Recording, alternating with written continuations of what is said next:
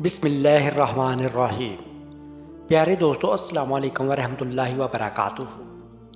روزہ پر اس قدر اجر اور ثواب عظیم کا وعدہ جس کا تصور بھی کسی سے نہیں ہو سکتا، اس لیے بھی ہے کہ یہ ایک بہت مشقت اور خاص تحمل و برداشت اور محنت کی عبادت ہے۔ صبح صادق سے غروب آفتاب تک کھانے پینے اور ازدواجی خواہش کے تقاضا پر عمل کرنے سے اپنے آپ کو روکے رکھنا کوئی معمولی بات نہیں۔ اس میں کافی مشقت برداشت کرنا پڑتا ہے اور عبادت میں مشقت کے مقدار ہی اجر و ثواب ملا کرتا ہے۔ اصل تو روزہ میں یہ تھا کہ رات کو سو جانے کے بعد کھانا پینا وغیرہ ناجائز ہو جاتا اور سحری کے وقت بھی کھانے پینے کی اجازت نہ ملتی، جیسا کہ اہل کتاب کے یہاں یہی حکم تھا اور شروع میں اسلام میں بھی یہی حکم رہا ہے۔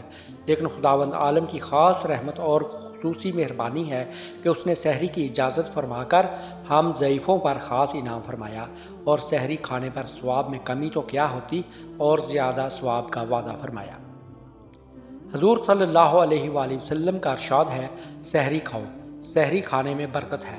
ایک اور روایت میں ہے کہ سحری کھاؤ اگرچہ ایک گھونٹ پانی ہی کیوں نہ ہو۔ سحری کھانے کا یہ حکم استحباب کے لیے ہے، اس لیے سحری کھانا مستحب ہوا، اور برکت سے مراد حدیث میں یہ ہے کہ سحری کھانے میں سنت پر عمل کرنے کے سبب اجر عظیم ملتا ہے۔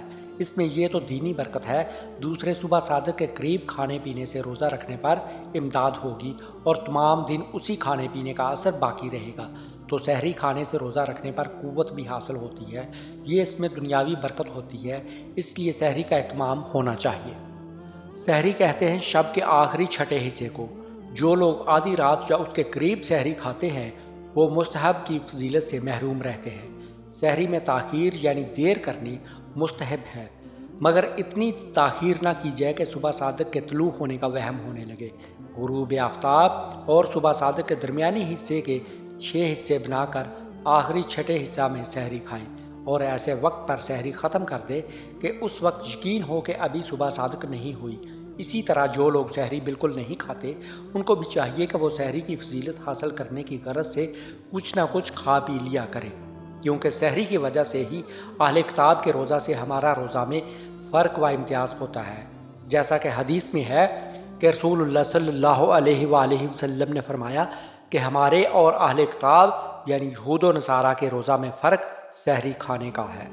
مگر ساتھ ہی اس غلطی کی اصلاح بھی بہت ضروری ہے کہ اگر کسی دن غفلت کی وجہ سے وقت پر آنکھ نہیں کھلتی اور صبح صادق ہو جانے کی وجہ سے سحری کھانے کا موقع نہیں ملتا تو بعض عوام سمجھتے ہیں کہ روزہ رکھنا ضروری نہیں اور وہ فرضی روزہ کو بھی سحری نہ ملنے کی وجہ سے ترک کر دیتے ہیں۔ تو ان کو خوب سمجھ لینا چاہیے کہ سحری کا کھانا صرف مستحب و افضل ہے، روزہ کی شرط نہیں ہے، اور نہ ہی سحری کا چھوٹ جانا روزہ کے قضا کر دینے کے لیے کوئی شرعی عذر ہے۔ بغیر سحری کھائے روزہ رکھنا فرض اور لازم ہے۔ سحری میں کھجور کا کھانا مستحب ہے۔ حضور اکرم صلی اللہ علیہ وآلہ وسلم کا ارشاد ہے، مومن کی سحری میں کھجور خوب ہے، اس کو رواج دینا چاہیے۔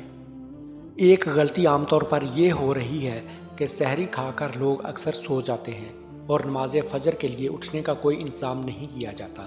پھر اکثر ایسے وقت پر آنکھ کھلتی ہے کہ جماعت فجر ہو چکی ہوتی ہے اور بعض مرتبہ تو فجر کی نماز کا وقت باقی نہیں رہتا اور سورج نکل چکا ہوتا ہے۔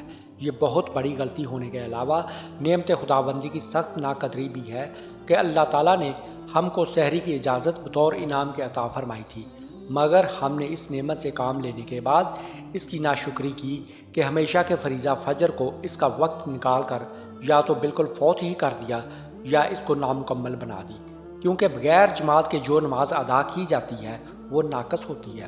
فرض تو ادا ہو جاتا ہے مگر اس پر کامل ثواب نہیں ملتا، اس لیے سحری کھا کر ایسی حالت میں ہرگز نہیں سونا چاہیے جبکہ فجر کی نماز جماعت کے لیے اٹھانے کا کوئی انتظام نہ کیا گیا ہو اور سونے کی وجہ سے فجر کی جماعت کے فوت ہو جانے کا خطرہ ہو۔